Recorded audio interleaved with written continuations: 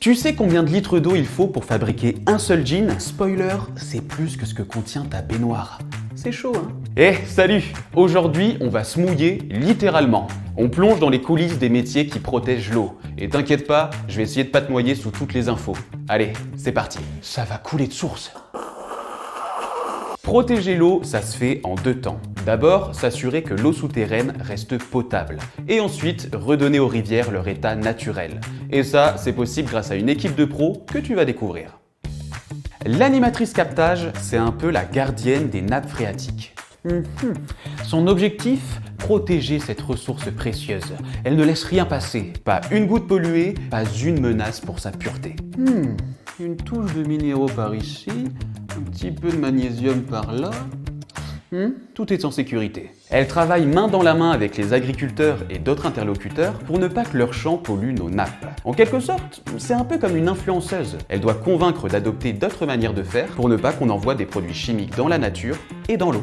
Parce qu'entre nous, les pesticides dans l'eau, c'est un petit peu comme le ketchup dans le café, quoi. Ah ouais, c'est franchement moyen.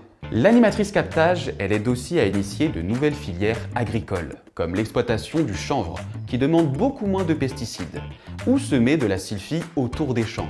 Cette plante crée une barrière naturelle qui protège les sols, et en plus, elle a un certain style. Et maintenant, je vous souhaite la bienvenue dans le spa des eaux usées. Ici, chaque goutte passe un soin complet avant de retourner dans la nature. Les agents en station d'épuration connaissent mieux la boue que toi ton propre code Wi-Fi. Ils vérifient que tout fonctionne, gèrent la maintenance des machines et c'est même eux qui effectuent le prélèvement des échantillons qui seront analysés en laboratoire. En fait, la station d'épuration, c'est clairement une vraie usine. Et c'est grâce à eux que l'eau ressort d'ici encore plus propre qu'une chemise dans une pub de lessive. Voici les techniciennes d'analyse, ou comme j'aime les appeler, les détectives des molécules. Leur terrain de jeu, ce labo où elles traquent la moindre impureté. Chaque échantillon passe un interrogatoire serré. Bah oui, il vaut mieux savoir la qualité de l'eau avant de la boire ou de la remettre en milieu naturel. Et devine quoi? Même l'eau la plus limpide a ses petits secrets. Entre rigueur scientifique et protocole au millimètre, ce métier demande une précision d'orfèvre. Si l'eau parle, elle l'écoute. Et voilà, c'est grâce à ces métiers que notre eau reste pure et prête à l'emploi, que ce soit pour boire, te laver ou même arroser tes plantes. Mais ce n'est pas tout, il reste encore de nombreux héros de l'eau à découvrir. Si tu veux en savoir plus, rends-toi sur le site d'Aquanova.